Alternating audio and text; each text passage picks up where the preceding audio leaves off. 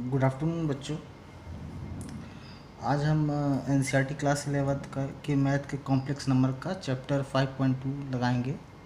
तो इस चैप्टर को लगाने से पहले कुछ बेसिक फैक्ट्स हैं, उसको देख लीजिए आप लोग। ये मान लीजिए हमारी कोई एक्स एक्सिस ये प्लेन है। इस प्लेन में ये एक्स एक्सिस है, ये वाई एक्सिस, जो कि आप कोऑर्डिनेट ज्योमेट्री में समानता जानते हैं। ठीक है, ये चूँकि कॉम्प्लेक्स नंबर में हम जान रहे हैं कि जो भी हमारा नंबर होगा कॉम्प्लेक्स नंबर के फॉर्म में, मतलब इस टाइप से a प्लस बी आई के फॉर्म में होगा। ठीक है, मान लीजिए हमने कोई कॉम्प्लेक्स नंबर इस समय समझाने के लिए 2+3i ले लिया है। ठीक है, और ये जो पॉइंट है इसको P1 से हम इंडिकेट कर रहे हैं। तो ये जो प्लेन बनेगा, ठीक है, इसको कॉम्प्लेक्स प्लेन अथवा आर्गेंट प्लेन भी हम कहते हैं। ठीक है, और इस प्लेन में जो है हम इस पॉइंट P1 को 2,3 से इंडिकेट करेंगे, जहाँ पे जो एक्स एक्सिस होगा वो इस इमेजिनरी कॉम्प्लेक्स नंबर के रियल पार्ट को प्रदर्शित करेगा। ठीक है, जैसे रियल पार्ट और REZ रियल पार्ट को इंडिकेट करेगा, और जो वाई एक्सिस होगा वो इमेजिनरी पार्ट या IMZ को इंडिकेट करेगा। ठीक है, अब मान लीजिए हमारे पास जैसे कॉम्प्लेक्स नंबर z था, z equals to a plus I b. तो यदि हम इसका मॉड निकालते हैं तो मॉडुलस को मॉड ये डबल डंडा इस प्रकार से और z इस सिंबल से इंडिकेट करते हैं। ठीक है, और इसका मान जो होता है √a² प्लस b² होता है। और इस प्लेन को हम कॉम्प्लेक्स प्लेन या आर्गुमेंट प्लेन कहते हैं। ठीक है, और जो भी आर्गुमेंट होगा, आर्गुमेंट मान लीजिए ये पॉइंट जो 2,3 था, ये एक्स एक्सिस के रेफरेंस में कुछ ना कुछ एंगल बनाएगा। ठीक है, इसी एंगल को हम इस कॉम्प्लेक्स नंबर का आर्गुमेंट कहते हैं। ठीक है, और इसकी वैल्यू क्या होती है, tan theta equals to b/a होता है। b मीन्स ये वैल्यू, इसका मतलब जैसे अगर इसके रेफरेंस में अगर हम लेंगे तो tan थीटा बराबर हमारा आ जाएगा 2/3, और थीटा का मान 3/2 आ जाएगा, और थीटा का मान आ जाएगा tan इनवर्स 3/2। ठीक है, जो भी हमारा थीटा होगा वो देखिए, वो एक्स एक्सिस यहाँ से लेकर चलेगा, इस पॉजिटिव एक्स एक्सिस से 0 डिग्री से लेकर पाई रेडियन तक, 0 रेडियन से पाई रेडियन तक, अथवा 0 डिग्री से लेकर 180 रेडियन तक। ठीक है, ये हमारा एंटी क्लॉकवाइज है।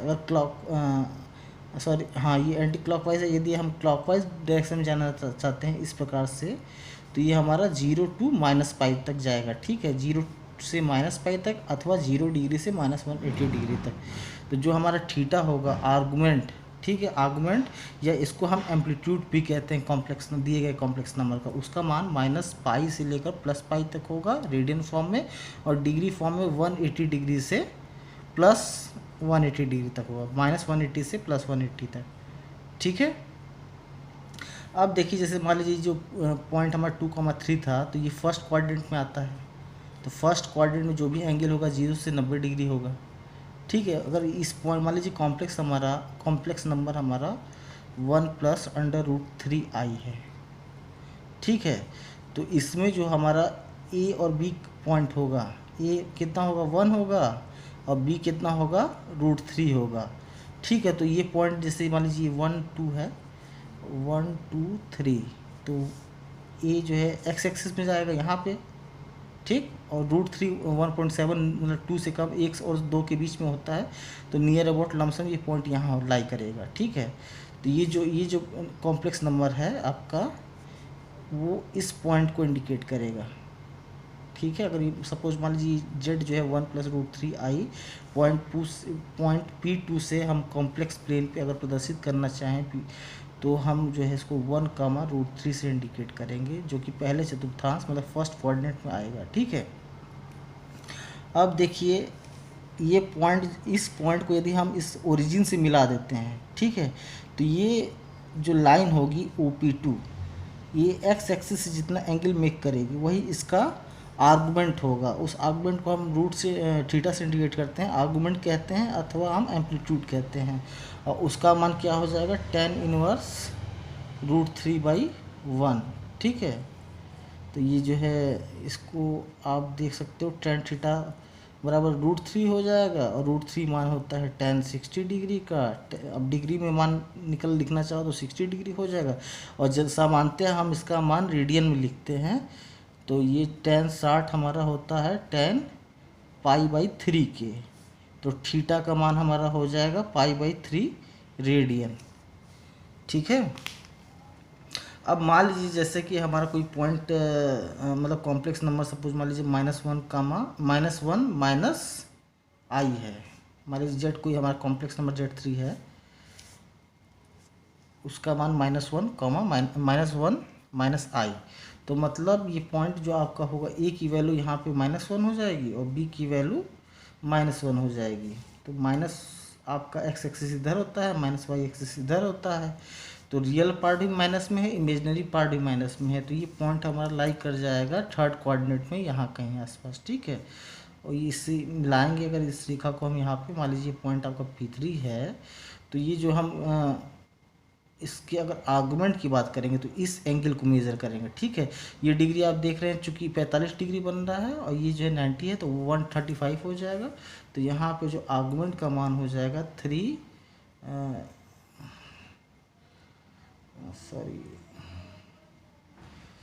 π/2 प्लस π/4 और इसका मान होता है आपका 3/4π। ठीक है। मीन्स आर्गुमेंट की वैल्यू 3/4π होगी। ठीक है। अब चलिए हम इसको पोलर रिप्रेजेंटेशन देखते हैं, दिखाते हैं आपको। देखिए पोलर रिप्रेजेंटेशन,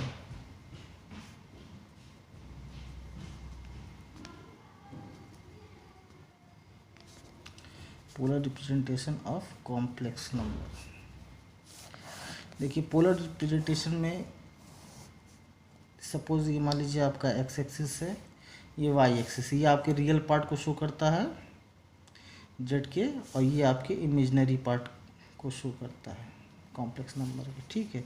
सपोज कोई पॉइंट है पी यहाँ पे। ठीक है। तो पोलर पार्ट में हम आर कामा थीटा से इंडिकेट करते हैं उस पॉइंट को। थीटा क्या होता है, ये एक्स एक्सिस से बना एंगल होता है, और इसी थीटा को हम क्या कहते हैं, आर्गुमेंट।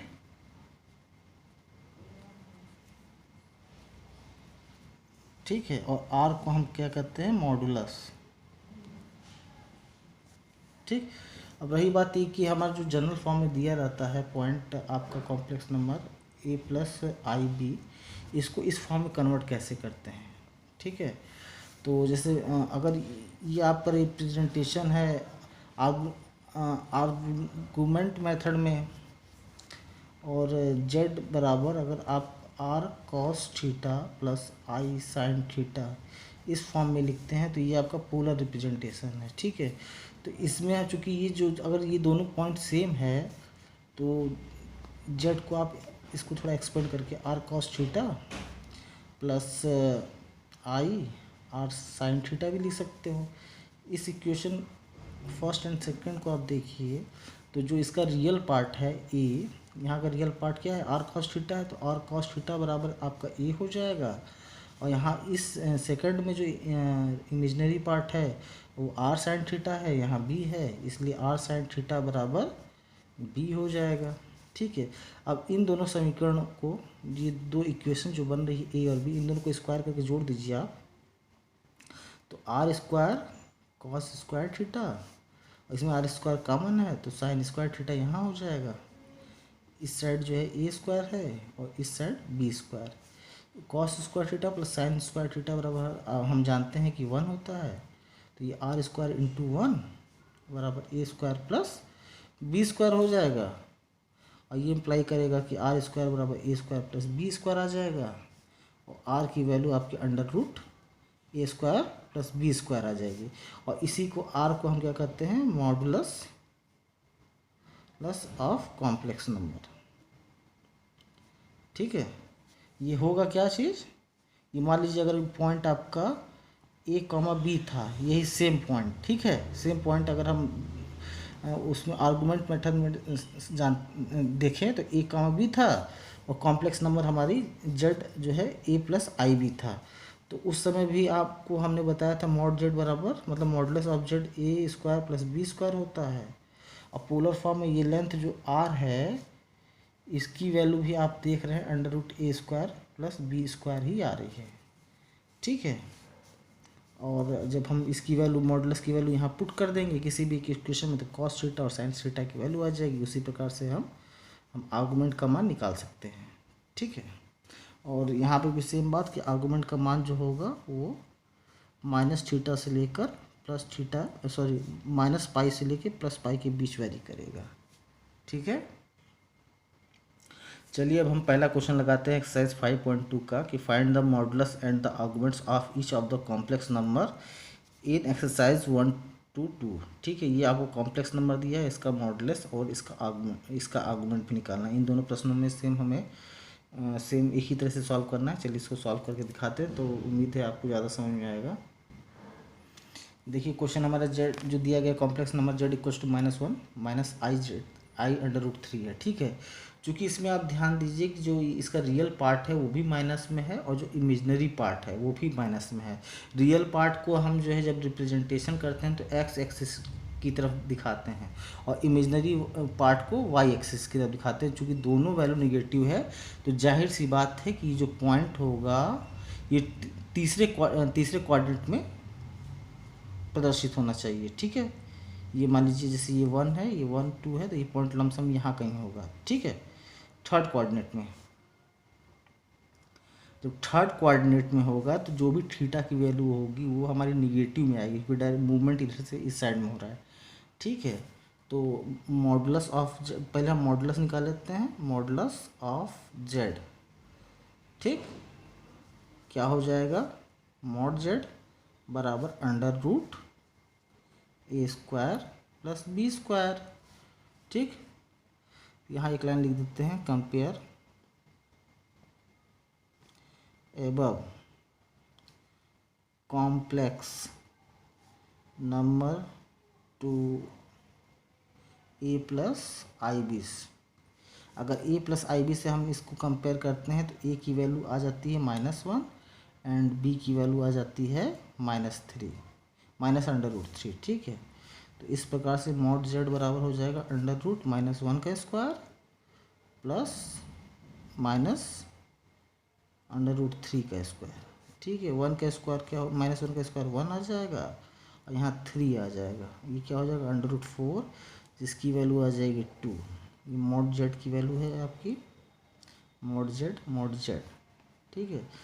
मीन्स मॉडुलस का मान हमारा आ गया 2, ठीक है। अब हमें चाहिए थीटा का मान कि थीटा कितना है, एंगल बन रहा है, ठीक।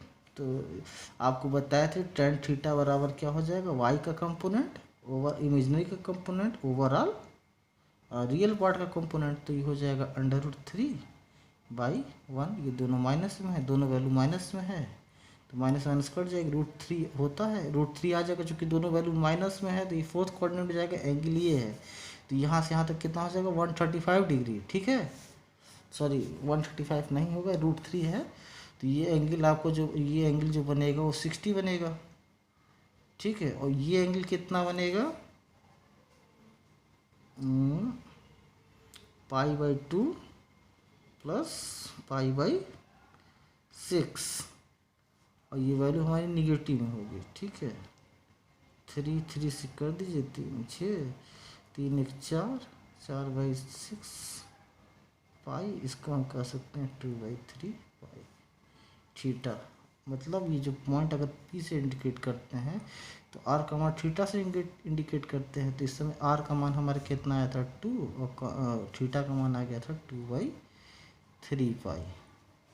उम्मीद है पहला क्वेश्चन समझ में आया होगा आप लोगों को। इसमें एक बात और, ये जो एंगल है वो निगेटिव होगा, नीचे की डायरेक्शन में है, तो जो थीटा का लेंगे, देखिए यहाँ माइनस सिंबल लगाए थे, यहाँ माइनस छूट गया, ये माइनस लगेगा, ठीक है। ये पॉइंट माइनस में हो जाएगा, ठीक। अब चलिए क्वेश्चन नंबर 2 सॉल्व करते हैं।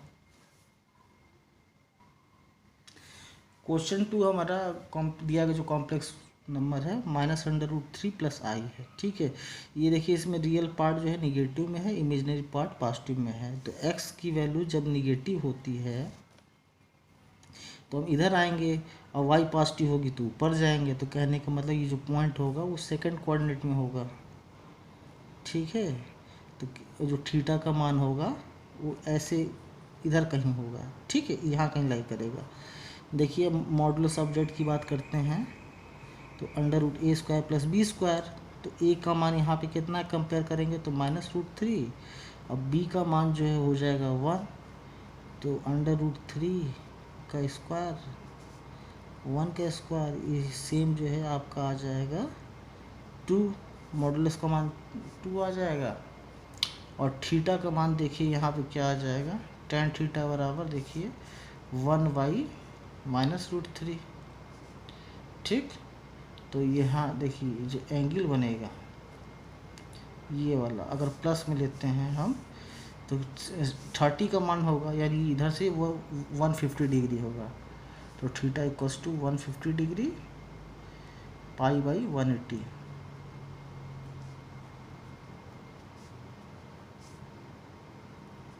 Theta equals to 5π/6 means point जो होगा हमारा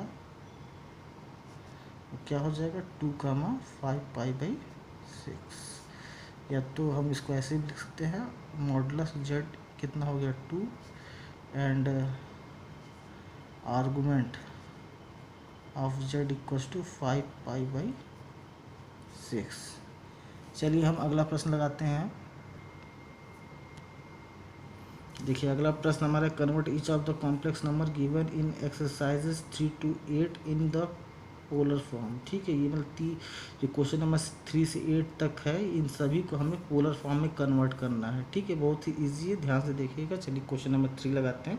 3 क्या लगाते हैं, 3 लगा देता हूँ मैं, 3 बता देता हूँ, 4 जस्ट सेम, थोड़ा सा चेंज है उसमें। 3 4 5 6 7 8, चलिए बता ही देते हैं सर। चलिए हम मान लेते हैं जो दिया गया कॉम्प्लेक्स नंबर 1 - i है, उसको हम पोलर फॉर्म में मान लेते हैं कि r cos theta plus i times r sin theta के इक्विवेलेंट है। ठीक है, तो हम कंपेयर कर देते हैं, कंपेयर बोथ साइड। और जब कंपेयर करते हैं तो फिर रियल पार्ट क्या हो जाएगा, रियल पार्ट जो है इसका बराबर होगा, इमेजिनरी पार्ट भी बराबर होगा, that is r cos theta बराबर 1 आ जाएगा और r sin थीटा का मान -1 हो जाएगा। ठीक है, ये जैसे मान लीजिए इक्वेशन अब 1 बन गई आपकी, ये इक्वेशन 2 बन गई। अब हम क्या करते हैं, इक्वेशन 1 का स्क्वायर करते हैं प्लस इक्वेशन 2 का हम स्क्वायर करते हैं, और दोनों को स्क्वायर करने के बाद जोड़ देते हैं। तब हम क्या पाते हैं, इसको स्क्वायर कीजिए r square cos square theta, इसको स्क्वायर कीजिए इसके लेफ्ट साइड को r square sin square theta. अब देखिए इस इक्वेशन का जो राइट साइड था उसका क्या मान है, 1 का स्क्वायर प्लस इसका जो है -1 का स्क्वायर। अब यहाँ देखिए r स्क्वायर दोनों में कॉमन है, तो r स्क्वायर हम कॉमन ले रहे हैं, एक ब्रैकेट में आ जाएगा cos square theta plus sin square theta आ जाएगा। यहाँ 1 का स्क्वायर 1 होता है, -1 का स्क्वायर 1 होता है, 1 1 2 आ जाएगा।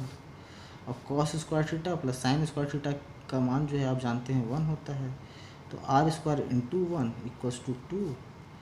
तो ये फाइनली r बराबर क्या आ जाएगा, √2। तो कहने का मतलब जो ये r है या मॉडुलस जो भी हो, इसका मान √2 आ जाएगा। ठीक है, अब देखिए, अब ध्यान से इस √2 का मान, जो r का मान है √2, इसको हम इस इक्वेशन रखेंगे, तो cos थीटा का मान कितना आ जाएगा 1/√2। तो आप ऐसे थीटा का मान 45 निकाल दोगे। ठीक है, लेकिन देखिए वो एग्जैक्ट अभी नहीं है, अभी देखिए हम कंपेयर कर रहे हैं, और इसी r का मान हम यहाँ भी रखेंगे। तो यहाँ से sin थीटा का मान जो है -1/√2 आ जाएगा। ठीक है, अब देखिए यहाँ प्लस में आ रहा है, यहाँ माइनस में आएगा, आपका हो गया 45 होगा, यहाँ -45 होगा, तो एक्चुअली ये है कहाँ पॉइंट, देखिए। ठीक है, तो सबसे पहले ये आप देखिए, आपको हमने बताया था चूँकि हमारा कॉम्प्लेक्स नंबर ये है, तो ये वाला जो ये पार्ट रियल पार्ट है वो x डायरेक्शन में होगा, तो हम इधर कहीं 1 जाना है, और -1 जो है y डायरेक्शन में है, मतलब नीचे इमेजनरी जो पार्ट है वो -1 है, तो इमेजनरी पार्ट को हम y डायरेक्शन कर, चूँकि निगेटिव है तो वो पॉइंट इधर होगा, मतलब ये पॉइंट हमारा कहीं यहाँ है 1, -1। ठीक है, तो ये पॉइंट हमारा यहाँ है, और ये हमारा 4th कोऑर्डिनेट में आ रहा है, और 4th कोऑर्डिनेट में मतलब एंगल मूवमेंट ऐसे होगा। ठीक है, इस प्रकार से। तो ये जो हमारा थीटा का मान आएगा, यहाँ पे थीटा का मान -45 डिग्री आ जाएगा, या -π/4। ठीक है, तो पोलर फॉर्म में जो हम इसका कन्वर्जन जब करेंगे तो स्टैंडर्ड फॉर्म आप जानते हो r cos theta plus i sine theta होता है। तो आर की वैल्यू आ गई थी हमारी √2 और थीटा का मान -π/4 प्लस आई साइन -π/4। यही हमारा आंसर है। मतलब ये दिया गया जो कॉम्प्लेक्स नंबर है 1 - इसको कॉम्प्लेक्स फॉर्म में यदि कन्वर्ट करते हैं तो उसका कन्वर्जन करने के बाद आंसर हमारा ये होगा। ठीक है, चलिए चौथा क्वेश्चन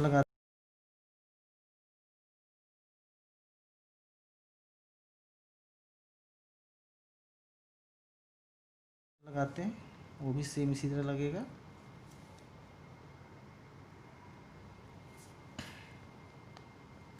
-1 प्लस आई, इसको हम मान लेते हैं पोलर फॉर्म में ये r cos theta plus i r sine theta के बराबर है। तो यहाँ से कंपेयर करते हैं तो आर कॉस थीटा की वैल्यू यहाँ -1 आ जाएगी और इसी प्रकार से आर साइन थीटा का मान 1 आ जाएगा। अब इक्वेशन इस मान लीजिए इक्वेशन 1 है, ये इक्वेशन 2 है।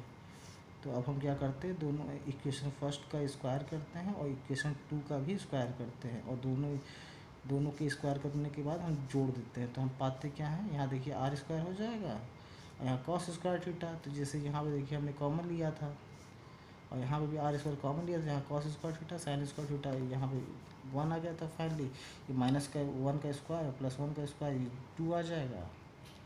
तो आर की वैल्यू √2, सिमिलर कैलकुलेशन जैसा कि इस प्रश्न में है। ठीक है, ये आर्गुमेंट का मान हमारा √2 आ गया।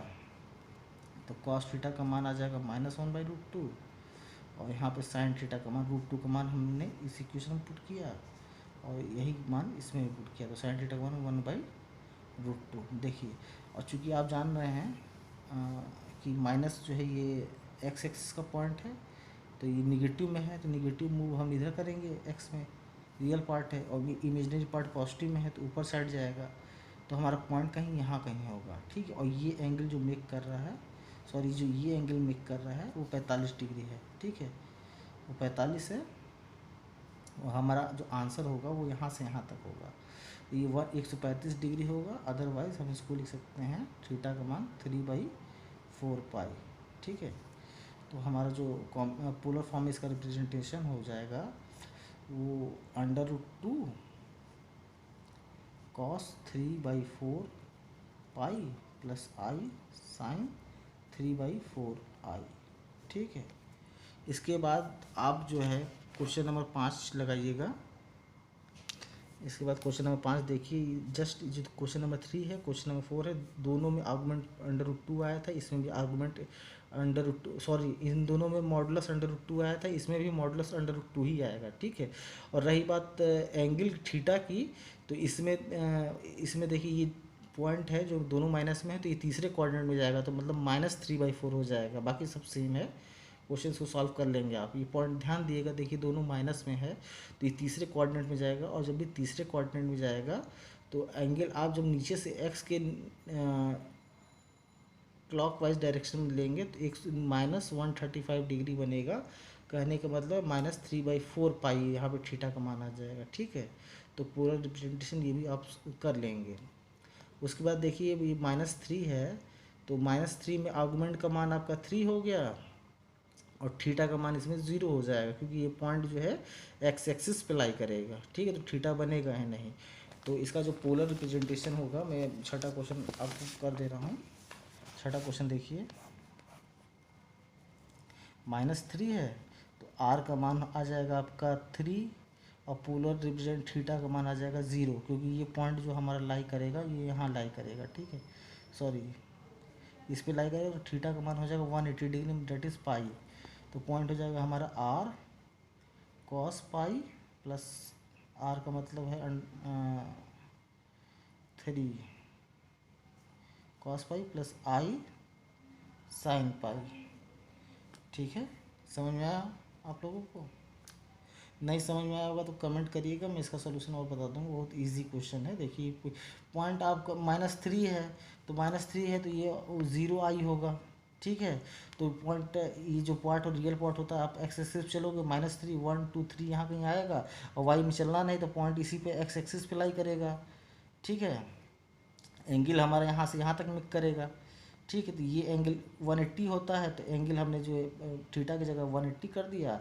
और ये जो आर्गूमेंट है √a² + b², तो √ इसका -3 का स्क्वायर 9 हो जाएगा, इसका 0, तो √9 का मान 3 होता है, तो यहाँ पे 3 आ जाएगा। ठीक है।